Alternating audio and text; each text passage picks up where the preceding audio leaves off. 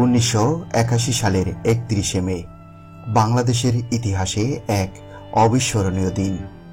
সিলেটের কানাইঘাটে শুরু হয়েছিল দেশের প্রথম বাণিজ্যিক তেলকূপ খনন প্রকল্প। সব প্রস্তুতি শেষ, উদ্বোধনের অপেক্ষায় ছিল দেশবাসী। কিন্তু আগের রাতেই আততায়ীর গুলিতে নিহত হন তৎকালীন রাষ্ট্রপতি জিয়াউর রহমান। থেমে যায় এক জাতির স্বপ্ন। ৪৪ বছর পর আবারও জেগে উঠেছে কানাইঘাটের সেই তেলকূপের সম্ভাবনা। আন্তর্জাতিক বিনিয়োগ, আধুনিক প্রযুক্তি আর সরকারি উদ্যোগ মিললে এটিই হতে পারে বাংলাদেশের জ্বালানি নিরাপত্তার নতুন দিগন্ত। 1978 সালে সিলেটের কানাইঘাটের লক্ষ্মীপ্রসাদ পূর্ব ইউনিয়ন বড়চাতল গ্রামে তেলকূপ খননের উদ্যোগ গ্রহণ করেন সাবেক রাষ্ট্রপতি শহীদ প্রেসিডেন্ট জিয়াউর রহমান। যেটা ৮ গ্রাম পেট্রোবাংলা হিসেবে পরিচিত। তেলকূপটি একটি পাহাড়ের উপর অবস্থিত, ভূপৃষ্ঠ থেকে যার উচ্চতা আনুমানিক ৩০০ ফিট হবে। দীর্ঘ ৪ বছরের প্রচেষ্টায় জাপানের একটা কোম্পানি তেল উত্তোলনের কাজ প্রায় সম্পূর্ণ করে। সম্পূর্ণ কাজ সমাপ্ত করার পর ১ জুন 1981 সালে শুভ উদ্বোধনের কথা ছিল ওই কূপটি, যেখানে প্রধান অতিথি হিসেবে উপস্থিত থাকার কথা শহীদ প্রেসিডেন্ট জিয়াউর রহমান। তার জন্য নির্মাণ করা হয়েছিল অস্থায়ী বাংলা ঘর, ভাড়া করা হয়েছিল হেলিকপ্টার। সপ্তাহখানেক আগ থেকে অবস্থান করেছিল যৌথ বাহিনী। সার্বিক প্রস্তুতি সম্পূর্ণ। জনমনে আনন্দের ঢেউ। কৃষক, শ্রমিক, আবাল, বৃদ্ধ, বনিতা সবাই প্রস্তুত প্রেসিডেন্টকে বরণ করতে। কিন্তু হঠাৎ করেই আগের রাতে অর্থাৎ 1981 সালের 30 মে রেডিওতে ঘোষণা হয় সামরিক অভ্যুত্থানে চট্টগ্রাম সার্কিট হাউসে হত্যা করে শহীদ করা হয়েছে প্রেসিডেন্ট জিয়াউর রহমানকে। পরের দিন জাপানি তেল অনুসন্ধানকারী কোম্পানিটি কূপটির কার্যক্রম বন্ধ করে দেশ ত্যাগ করেন।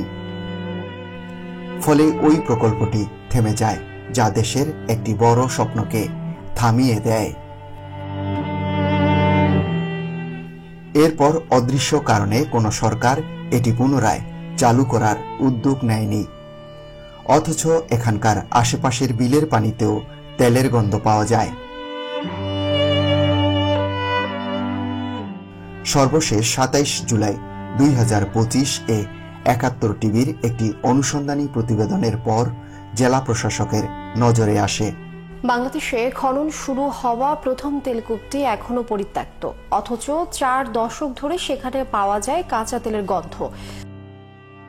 এরই প্রেক্ষিতে সিলেট জেলা প্রশাসকের নির্দেশে সরেজমিন তদন্ত করেন কানাইঘাট উপজেলার নির্বাহী অফিসার ও বিভিন্ন ব্যক্তিবর্গ।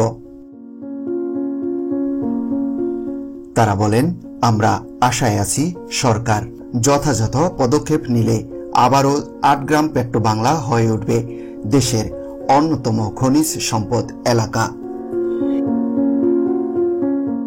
এছাড়া সরকার থেকে প্রয়োজনীয় সহযোগিতা পেলে শাহজালাল বিজ্ঞান ও প্রযুক্তি বিশ্ববিদ্যালয় কূপটিতে পুনরায় তেল অনুসন্ধানের আগ্রহ জানিয়েছে। ৪৪ বছর পর কানাইঘাটের সেই তেলকূপের সম্ভাবনাকে কাজে লাগাতে প্রকল্পটি পুনরায় চালু করার উদ্যোগ নেওয়া হয়েছে।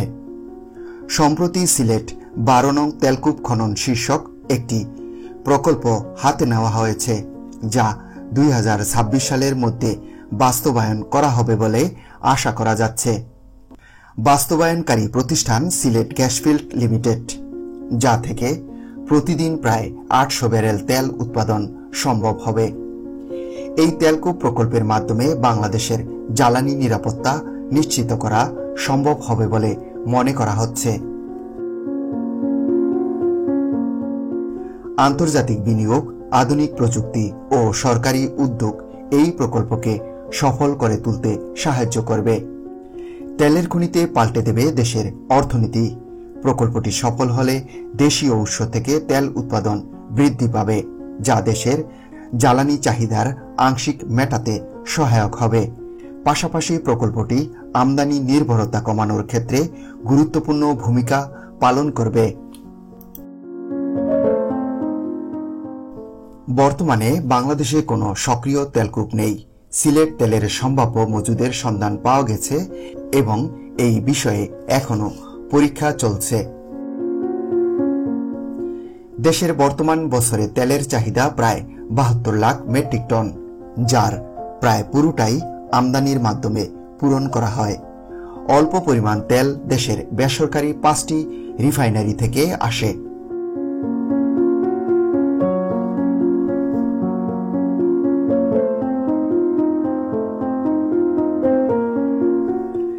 বাংলাদেশের প্রথম তেলকূপ থেকে 1986 থেকে 1994 সাল পর্যন্ত মোট 5,50,000 ব্যারেল তেল উৎপাদিত হয়েছিল।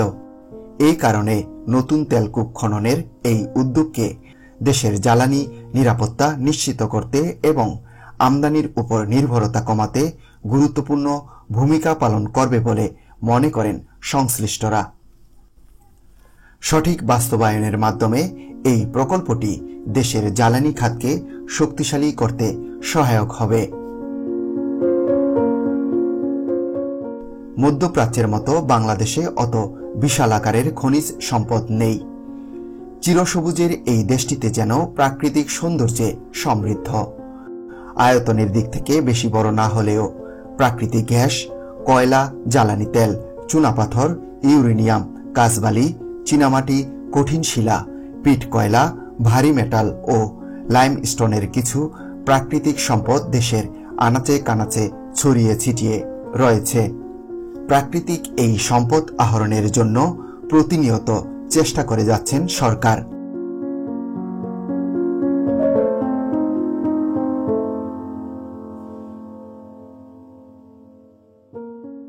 প্রিয় দর্শক, আজ এ পর্যন্তই।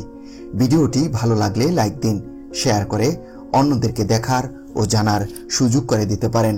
কমেন্টস করে জানাতে পারেন আপনার মতামত। চ্যানেলটিকে সাবস্ক্রাইব করে আমাদের পাশেই থাকুন। ভালো থাকুন, সুস্থ থাকুন। আল্লাহ হাফেজ।